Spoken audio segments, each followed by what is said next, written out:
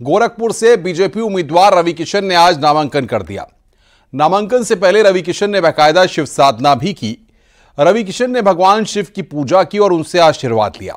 इसके बाद रवि किशन नामांकन के लिए निकले। नामांकन के बाद रवि किशन सीधे जनसभा स्थल पहुंचे, जहां पर सीएम योगी ने चुनावी जनसभा को संबोधित किया और जनता से पार्टी के पक्ष में वोट की अपील की।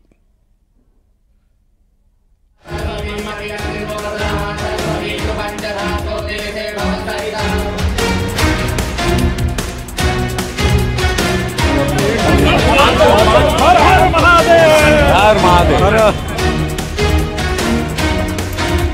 इस राम राज्य में, मोदी योगी जी के राम राज्य में ये ऐतिहासिक नामांकन हुआ।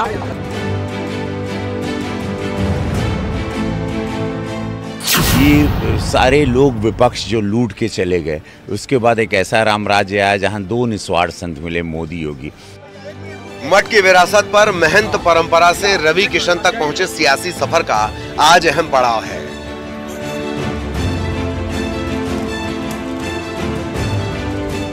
चुनावी बाइक पर बैठकर नामांकन करने पहुंचे भोजपुरी स्टार रवि किशन हर बार अपने अंदाज से जनता का दिल जीतते हैं। इस बार भी नॉमिनेशन के वक्त उनका यह अंदाज लोगों के दिल को छू गया।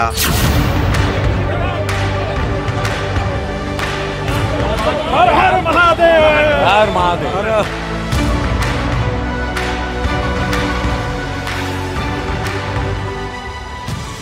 वहीं नामांकन से पहले रवि किशन गोरखनाथ मंदिर में दर्शन पूजन करते नजर आए।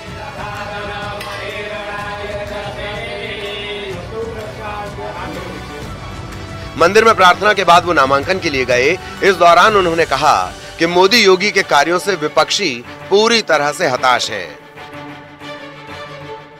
इस राम राज्य में, मोदी योगी जी के राम राज्य में ये ऐतिहासिक नामांकन हुआ, जहां पर 25 करोड़ गरीब लोग इस भारत में गरीबी रेखा से बाहर आ गए। आज गोरखपुर की देवतुल्य जनता का आशीर्वाद है, पूज्य महाराज जी मोदी जी का आशीर्वाद है कि मंदिर की सीट दोबारा मंदिर में इस नामांकन के बाद ऐतिहासिक प्रचंड वोटों के साथ जा रही है। पिछली बार के सभी रिकॉर्ड टूटने वाले हैं। रवि किशन के नामांकन के दौरान गोरखपुर के कई विधायक और उनके प्रस्तावक मौजूद रहे। ये दूसरी बार है जब रवि किशन गोरखपुर सीट से मैदान में हैं, जबकि सपा ने उनके सामने काजल निषाद को उतारा है। गोरखपुर से मच्छर माफिया चले गए, आज गोरखपुर स्वर्ग बन गया। फिल्मों की शूटिंग होती है, यहाँ नया रोजगार आया फिल्म की शूटिंग का। ऐसी सब चीज़ें, ऐसी रचना, ऐसी कल्पना, ये हम लोग पढ़ते थे किताबों में। ये सारे लोग विपक्ष जो लूट के चले गए, उसके बाद एक ऐसा राम राज्य आया जहां दो निस्वार्थ संत मिले, मोदी योगी। मेरा सौभाग्य, मंदिर की सीट को दोबारा मैं मंदिर को लौटाने का पूरा प्रयास किया और देवतुल्य जनता से कि मैं खड़ा हूं, रख के सेवा कर रहा हूं। वहीं रवि किशन के समर्थन में सीएम योगी ने भी महंत दिग्विजय नाथ पार्क में आयोजित जनसभा को संबोधित किया। इस दौरान उन्होंने विपक्ष पर जोरदार हमला बोला। सीएम योगी ने अयोध्या में श्री राम मंदिर के निर्माण के औचित्य पर सपा और कांग्रेस के कुछ नेताओं की तरफ से दिए गए बयान पर पलटवार किया। कहा कि तीसरे चरण के मतदान तक हताश हो चुके विपक्ष के नेता अब भगवान राम पर टिप्पणी करने लगे हैं। राम राज्य का मतलब सबका सम्मान हो, सबको सुरक्षा हो, सबका विकास हो और गरीब कल्याणकारी योजनाओं का लाभ बिना भेदभाव के हर तबके को प्राप्त होता हो, बिना भेदभाव के। अब सोचो 80 करोड़ लोगों को राशन मिल रहा है ना। बहरहाल गोरखपुर के रण में हर बार की तरह मुकाबला एक तरफा ही है। दशकों से यह सीट गोरखनाथ मंदिर के पास रही है। सीएम योगी के मुख्यमंत्री बनने के बाद रवि किशन को उन्होंने यहां से उतारा था। देखना होगा दूसरी बार रवि किशन किस रिकॉर्ड को कायम करते हैं। Bureau report, news 18।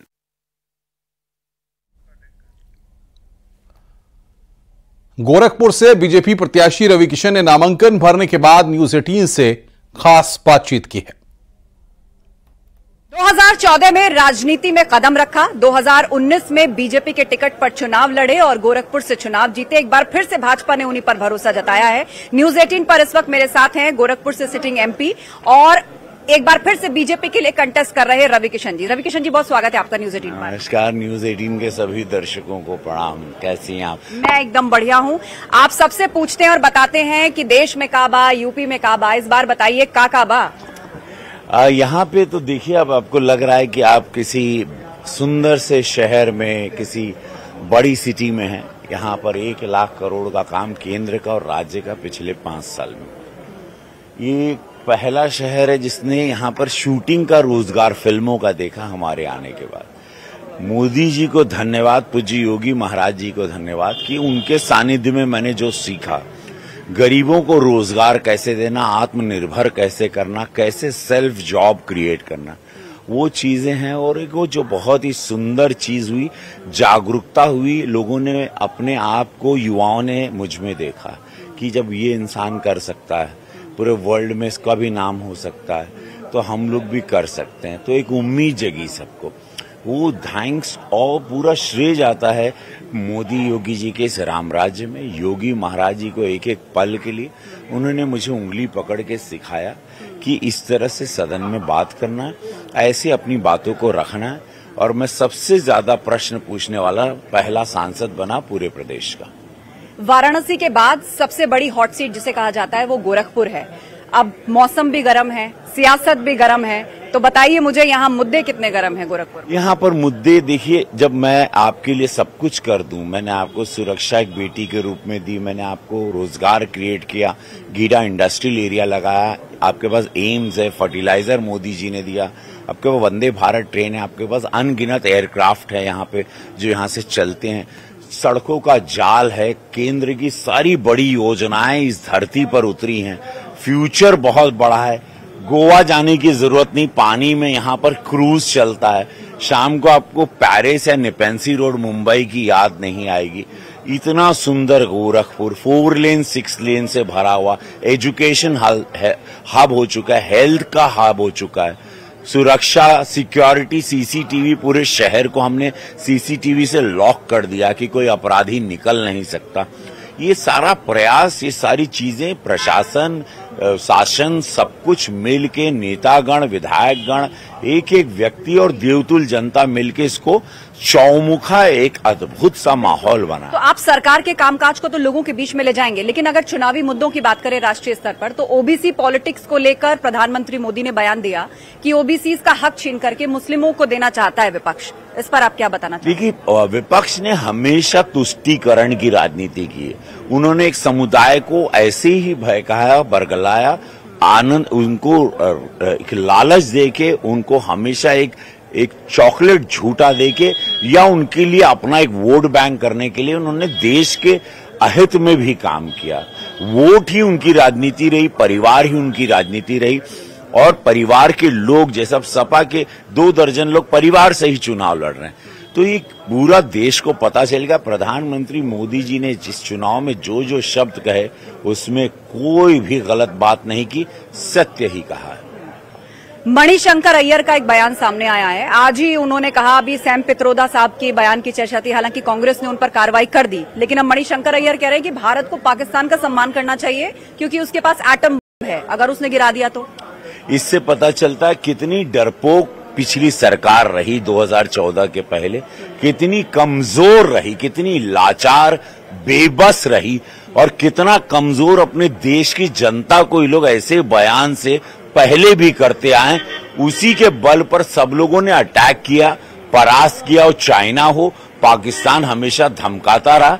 अब मैं मणिशंकर अय्यर जी को, उम्र दराज व्यक्ति हैं, सीनियर हैं, तब भी मैं कहना चाहूंगा, शायद उनको पता नहीं कि नया भारत है, ये घर में घुस के मारता है। मोदी जी का फोटो दिखा दो तो पाकिस्तान कोमा में चला जाता है, मिर्गी के दौरे पड़ते हैं वहां की मिलिट्री को, खाली कह दो मोदी और नाम से सबको मिर्गी के बुखार आने लगते हैं। सैम पित्रोदा जी के बयान की आलोचना हुई। मणिशंकर अय्यर जिन्होंने पूर्व में चाय वाला कहा था, आपको याद होगा 2014 के चुनाव से पहले उन्होंने प्रधानमंत्री को चाय वाला कहा था और उसके बाद तो सुनामी आई थी, अगर रिकॉर्ड मतों से जीती थी भाजपा। अब एक बार फिर से उनका बयान। तो हर एक चरण में कांग्रेस के जो नेता हैं इस तरह का बयान देते हैं। आपको क्या लगता है कि ये एक विपक्ष की किसी रणनीति का हिस्सा है, कोई पॉलिटिक्स है, सेल्फ गोल है? इससे पता चलता है लोग कितने अज्ञानी थे, बुद्धिहीन थे, पढ़े लिखे अनपढ़ थे। पढ़े लिखे अनपढ़ कैसे होते हैं, ये सारे नाम जो आप गिनवाई हैं, पढ़े लिखे भी अनपढ़ पाए, अनाड़ी गांव के लोग इनको समझते, ये सब अनपढ़ अनाड़ी लोग हैं। इन लोगों को पता, इससे पता चलता है कि ऐसे लोगों के हाथ में हमारा इतना बड़ा विराट देश था, इसीलिए लोग ने देश की ये दुर्दशा करके रखी थी, क्योंकि बुद्धिहीन हैं, इनको पता ही नहीं है कि मोदी जी का विजन 1000 साल बाद का, 100 साल बाद का, 50 साल बाद के भारत की रचना हो रच रहे हैं। जहां पे एक मंदिर बनाते हैं तो 20 लाख लोगों को इनडायरेक्टली डायरेक्टली अयोध्या में रोजगार मिलता है। सरदार पटेल जी का आदिवासी इलाके में उन्होंने स्टैचू खड़ा किया, वहां पर इतने लोगों को रोजगार जनरेट किया। बनारस में गोवा से ज्यादा लोग आ रहे हैं। तो इससे पता चलता है कैसे लोगों के बीच में हम लोग रहते थे। अब मुझे इजाजत, मैं बस जाते जाते एक छोटा सा सवाल मेरा ये है कि राहुल गांधी जो है अमेठी से चुनाव नहीं लड़ रहे, आपने कहा हमारी दीदी से लड़ते, ये तो चीटिंग है। ऑफ कोर्स उम्मीद थी हमारी दीदी से लड़ते, गलत किए, इन्होंने धोखा दिया हम लोग को इतना मजा था कि कितना मजेदार लड़ाई होगी, कांटे की टक्कर होगी, कौन जीता कौन हारा उसमें टाइम पास भी हो जाएगा।